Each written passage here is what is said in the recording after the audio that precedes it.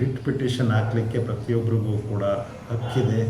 ಅರ್ಜಿದಾರರನ್ನು ಸರಿಯಾದ ಕ್ರಮದಲ್ಲಿ ಇರಿಸಲಿಕ್ಕೆ supreme court ಈಗಾಗಲೇ ಕೆಲವೊಂದು ತಾಕೀತುಗಳನ್ನ ಹಾಕಿದೆ. ಅದೇ ರೀತಿಯಾಗಿ ಕೆಲವು ಎಚ್ಚರಿಕೆಗಳನ್ನು ಕೂಡ ಕೊಟ್ಟಿದೆ. ಶಿಕ್ಷೆಯನ್ನು ಕೂಡ ಅರ್ಜಿದಾರರಿಗೆ ಕೊಟ್ಟಿದ್ದಿದೆ.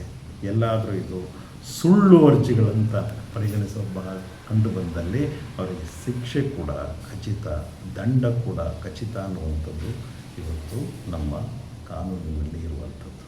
ಏನೇ ಇದ್ದರೂ ಪರವಾಗಿಲ್ಲ, ಬೀಸುವ ದೊಣ್ಣೆಯನ್ನು ತಪ್ಪಿಸ್ಕೊಂಡ್ರೆ 100 ವರ್ಷ ಆಯಸ್ಸು ಅಂತ ಹೇಳುವಂಥದ್ದು ನಂಬುದಂಥವನಿದ್ದಾರಲ್ಲ, ಆತ ಮಾತ್ರ ಈ ರೀತಿಯಾದಂತಹ ಬೃಹತ್ ಕಥೆಗಳನ್ನು, ಕಾದಂಬರಿಗಳನ್ನು ಮತ್ತು ಚಲನಚಿತ್ರವಾಗಿಸುವಲ್ಲಿ ಒಂದಿಷ್ಟು ಪಾತ್ರಗಳನ್ನು ತರುವಂಥದ್ದು, ಸುಖ ಸುಮ್ಮನೆ ಜನರನ್ನು ದಿಕ್ಕುಗೆಡಿಸುವಂಥದ್ದು ಇರ್ಬೋದಾ ಅಥವಾ ಇದು ನಡೆದಿಲ್ವಾ, ಇದೊಂದು ಭ್ರಾಂತಿನ ಅಥವಾ ಇದೊಂದು ಕಟ್ಟು ಕಲ್ಪನೆಯ ಕಥೆಯ, ಇವೆಲ್ಲವೂ ಜನರು ಯೋಚನೆ ಮಾಡುವಂಗಾಗಲಿ ಅಂತ ಹೇಳುವಂಥದ್ದು.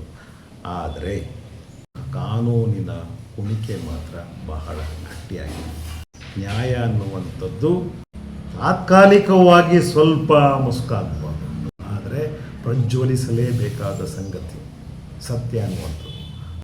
ಸೌಜನ್ಯಗಳಿಂದ ಪ್ರಾರಂಭವಾದಂತಹ ಕತೆ ಇನ್ನೂ ಮುಗಿಯದೆ ಅದು ವ್ಯಥೆಯಾಗಿ ಹೋಗ್ತಾ ಇರುವಾಗ ಮಧ್ಯದಲ್ಲಿ ಕೆಲವೊಂದು ಪ್ರಹಸನಗಳನ್ನು ಸೃಷ್ಟಿ ಮಾಡ್ತಾ ಇದ್ದಾರಲ್ಲ, ನೀನು ಮೇಲೂ ನಾನು ಮೇಲೂ ಅಂತ ಹೇಳುವಂಥದ್ದು, ಅಥವಾ ಹೇಗಾದರೂ ಮಾಡಿ ನಾನು ಬಚಾವಾಗಬೇಕು ಅಂತ ಹೇಳುವ ಕಾರಣಕ್ಕೆ, ಅಥವಾ ಈ IPL ಆಟಗಾರರಲ್ಲಿ ಹೇಗೆ ಕೊಂಡುಕೊಳ್ಳುವಂತಹ ಒಂದು ವ್ಯವಸ್ಥೆ ಇದೆ, ಚೆನ್ನಾಗಿ ಆಡ್ತಾ ಇದ್ದಾರೆ ಅಂತ ಅಂದ ತಕ್ಷಣ ಅವ್ರನ್ನ ಕೊಂಡುಕೊಳ್ಳುವಂಥದ್ದು ಅದು ನಡೀತಾ ಇದೆ. ಇಲ್ಲಿ ಹೇಗಾದರೂ ಶತಾಯ ಗತಾಯ ಪ್ರಯತ್ನಗಳು ಇವನನ್ನು ಕೊಂಡುಕೊಳ್ಬೇಕು ಅಂತ ಹೇಳುವಂಥದ್ದು, ಅವರ ಅಕೌಂಟಿಗೆ ಯಾರು ಹಾಕಿದ್ದಾರೆ ಅನ್ನುವಂಥದ್ದು. ಉದಾಹರಣೆಗೆ ರಾಮನಾಗರಾಜ್ ಅವರು ಹಣ ಹಾಕಿದ್ದಾರೆ, ಎಲ್ಲರೂ ಒಂದು ಕಡೆ ಬಂದು ಬೀಳಬೇಕಲ್ಲ.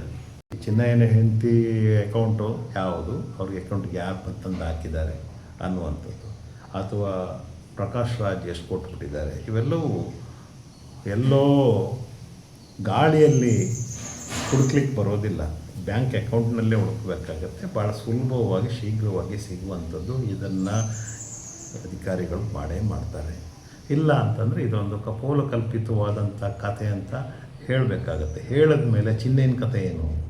ಚಿನ್ನಯ್ಯನಿಗೆ ಇದುವರೆಗೆ SIT ಅವರು ಯಾವ ರೀತಿಯಾದಂತಹ ಉಪಚಾರವನ್ನು ಕೊಟ್ಟಿದ್ದರೋ ಆ ಉಪಚಾರವನ್ನೇ ಮುಂದುವರಿಸ್ತೀರಾ, ಅಥವಾ ಬೇರೆ ಇನ್ನೊಂದು ಯಾವುದಾದ್ರೂ ಉಪಚಾರ ಇದೆಯಾ ಬಾಯಿ ಬಿಡಿಸ್ಲಿಕ್ಕೆ? ಯಾಕೆ ಹಿಂಗೆ ಮಾತಾಡ್ತಾ ಇದ್ದೀಯ ಅಂತ ಕೇಳಬೇಕಲ್ವ. ಯಾರ್ಯಾರ ಹೆಸರುಗಳನ್ನ ಹೇಗೆ ತರ್ತಾ ಇದ್ದೆ. ಆದರೆ ಒಂದು ನ್ಯಾಯಯುತವಾಗಿ ನಾವು ನೋಡೋದೇ ಆದರೆ, ಈ ಎಲ್ಲ ಕಥೆಗಳನ್ನು ನೋಡೋದಾದರೆ, ಆರಂಭದಲ್ಲಿ ಬಂದಂತಹ ಚಿನ್ನಯ್ಯ ಮುಸ್ಕುದಾರಿ ಎಂದಂಥದ್ದು ಎಂಬಾತ ಏನು ಮಾಡ್ತಾನೆ, ಹೇಳುವಂತಹ ಕತೆ ಬಹಳ ನದಿ ಹರಿದಷ್ಟೇ ಸರಾಗವಾಗಿ ಸರಳವಾಗಿತ್ತು. ಆತ ಹೇಳಿದಂಥದ್ದನ್ನು ನಾವೆಲ್ಲ ಕೇಳಿಸ್ಕೊಳ್ತಾ ಇದ್ದೀವಿ.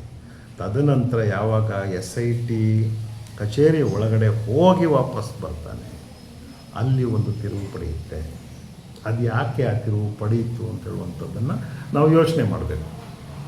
ಅಲ್ಲಿ ಯಾರು ಆತನಿಗೆ ನಿರ್ದೇಶನ ಕೊಟ್ಟರು, ಯಾಕೆ ತನ್ನ ಮಾತುಗಳನ್ನ ಬದಲಿಸ್ತಾ ಬಂದ, ಯಾಕೆ ಈತ ಅಷ್ಟೊಂದು ಕಾಳಜಿಯಿಂದ ಮೊದಲು ಮಾತಾಡ್ತಾ ಇದ್ದ, ಈಗ ಯಾಕೆ ಉಲ್ಟಾ ಹೊಡೆದ, ಇವೆಲ್ಲವನ್ನು ಕೂಡ ಸರ್ವೋಚ್ಚ ನ್ಯಾಯಾಲಯ ಗಮನಿಸಬೇಕಾಗ್ತದೆ. ಅಥವಾ ಯಾರು ಅದನ್ನ ಡೈರೆಕ್ಟ್ ಮಾಡಿರಲಿಲ್ಲ ಅಂತ ಹೇಳಲಿಕ್ಕೆ ಬರೋದಿಲ್ಲ. ಇವೆಲ್ಲ ಆರ್ಗ್ಯುಮೆಂಟ್ಸು ನಡೆಯುತ್ತೆ ಕೋರ್ಟ್ನಲ್ಲಿ. ಯಾಕಿರಬಾರ್ದು ಅನ್ನುವಂಥದ್ದು ಬರುತ್ತೆ.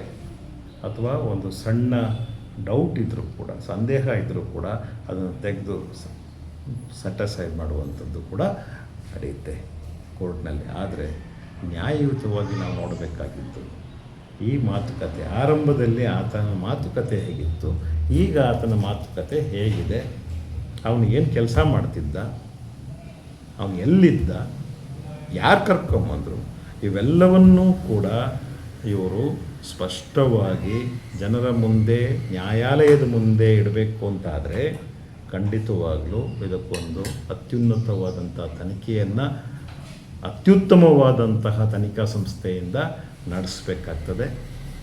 ಆ ನಿಟ್ಟಿನಲ್ಲಿ ಸುಪ್ರೀಂ ಕೋರ್ಟ್ ಖಂಡಿತವಾಗಲೂ ಒಂದು ಸ್ಪಷ್ಟವಾದ ನಿರ್ಧಾರಕ್ಕೆ ಬರುತ್ತೆ ಅಂತ ಹೇಳುವಂಥ ಆಶಯ ನಂದಾಗಿದೆ.